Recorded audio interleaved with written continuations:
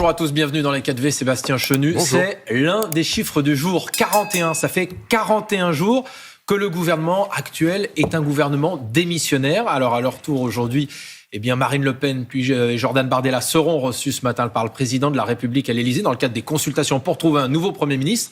Qu'est-ce qu'ils vont dire au président de la République ? D'abord, ils vont lui demander de prendre conscience de la réalité dans laquelle il a plongé le pays. Le président de la République plonge notre pays dans une crise politique. Après l'avoir plongé dans une crise économique, sociale, sécuritaire, il a réussi le tour de force de manœuvrer politiquement et de faire en sorte que la France soit bloquée, que notre système politique soit paralysé et qu'il produise d'ailleurs ce que les Français nous ont dit tout l'été, une espèce de grand écœurement de la vie politique. Emmanuel Macron doit réaliser que son alliance, ces désistements, notamment avec la France insoumise, ont pour résultat cette situation de blocage. Il en est le responsable et je pense que tant qu'il ne reconnaîtra pas qu'il a plongé le pays dans cette situation de crise politique, ce sera difficile d'aller plus loin parce qu'il y a des conséquences, évidemment, à ça. La première, c'est qu'il a légitimé une extrême gauche antisémite, une extrême gauche communautariste, une extrême gauche qui veut harceler les journalistes. On l'a vu sur les réseaux sociaux. Il a légitimé la France insoumise dans sa revendication à gouverner le pays, alors qu'elle n'est évidemment pas majoritaire, alors que nous pensons qu'il faut mettre au banc ce parti anti-républicain, et puis surtout, il va rien se passer pour le pays. Pendant les mois qui viennent, aucune grande réforme d'ampleur ne peut être appliquée. Il y a urgence à nommer un nouveau Premier ministre ? Il y a urgence à nommer un nouveau Premier ministre, mais surtout à savoir pour quel programme. Parce que pendant ce temps-là, la vie des Français reprend après la période estivale pour ceux qui ont eu la chance de partir en vacances. Je rappelle qu'un Français sur deux ne part pas en vacances et les problèmes sont toujours là. Des problèmes de grande ampleur. On a vu l'attentat islamiste de la Grande Motte. On en parlera si vous le souhaitez. Les problématiques de pouvoir d'achat demeurent. Donc oui, les problèmes ne sont pas réglés. Ils vont s'accentuer. Mais dans le cadre de ces consultations, vous avez 126 députés. Déjà, le président de la République a dit pas de ministre RN. Quel rôle peut jouer le RN dans ces consultations ? On a l'impression que vous êtes plus là pour faire de la figuration, non ? Écoutez, on ne peut pas faire de la figuration lorsqu'on est le premier groupe de l'Assemblée nationale. Nous sommes non seulement la première opposition, mais nous sommes le premier groupe de l'Assemblée nationale. Moi, je vois bien que le reste se revendique de telle ou telle capacité à gouverner le pays, mais enfin, personne n'est majoritaire à l'Assemblée nationale. Nous avons des députés non seulement expérimentés, nous avons un programme, et nous, c'est l'intérêt des Français qui va nous guider. Alors, c'est pas des histoires d'hommes ou de femmes. Justement, quelles sont vos lignes rouges ? Jean-Luc Mélenchon a mis une proposition sur la table ce week-end, un gouvernement du nouveau Front populaire, mais sans ministre de la France insoumise. Qu'est-ce que vous en pensez ? Non, mais c'est un tour de passe-passe. Nous, on a bien dit, on censurera tout gouvernement qui est issu du nouveau Front populaire, mais surtout qui applique le programme du nouveau Front populaire. Parce que les 150 milliards de dépenses que veut engager la dame de la comptabilité de la mairie de Paris, si vous voulez, c'est une catastrophe pour le pays. Et puis, les propositions de la France insoumise et du nouveau Front populaire en matière de sécurité, en matière d'immigration, sont des catastrophes pour le pays. Donc Sébastien, nous censurerons un programme nouveau Front populaire. Vous censurerez tout gouvernement issu du nouveau Front populaire, qu'il contienne des ministres de la France insoumise ou non ?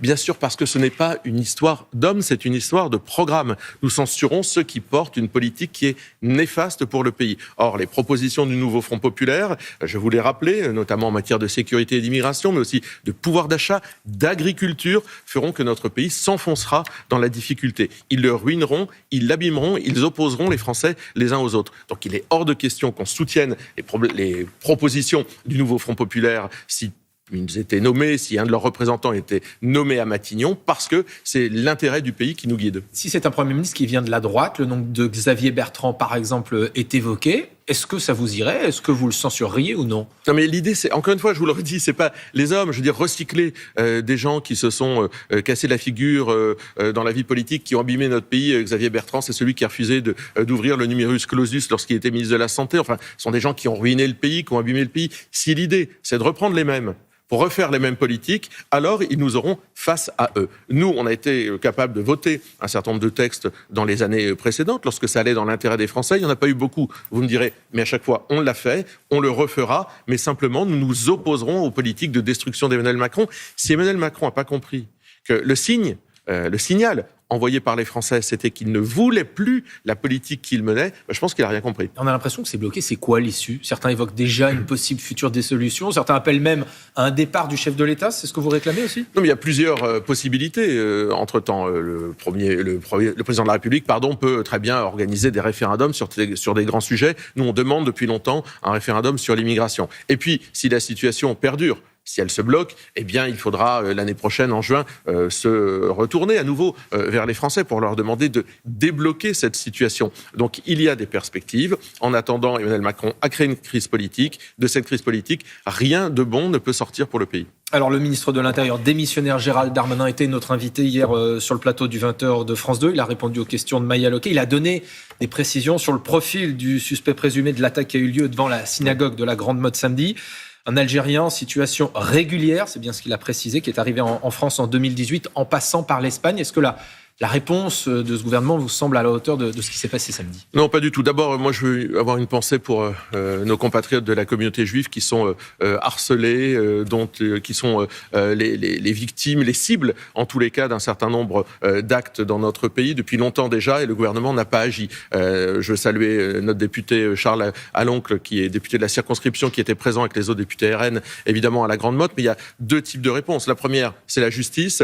Quand on voit que ce qui s'est passé dans le métro, par exemple, cet été, on a vu ces insultes antisémites dans le métro. Le procès aura lieu en 2025. Mais dans le cas, par exemple, de la Grande Motte, le ministre de l'Intérieur dit qu'il n'était pas connu des services de renseignement. Non, mais là, je vous parle des délais de justice pour traiter cette affaire. Donc, on voit bien qu'il y a un problème, et ça, le gouvernement n'a pas agi durant toutes ces années. Dans le cas présent, un Algérien qui est en France. Écoutez, il y a une réponse qui est simple à mettre en place, un principe qu'il faut mettre en place, c'est que quelqu'un qui n'est pas français, qui se comporte mal dans le pays qu'il accueille, ce monsieur est en situation régulière dans notre pays, il n'est pas français, il se comporte, ce n'est même plus mal se comporter puisqu'il a voulu tuer un certain nombre de nos compatriotes, doit être viré à coups de pied dans le cul.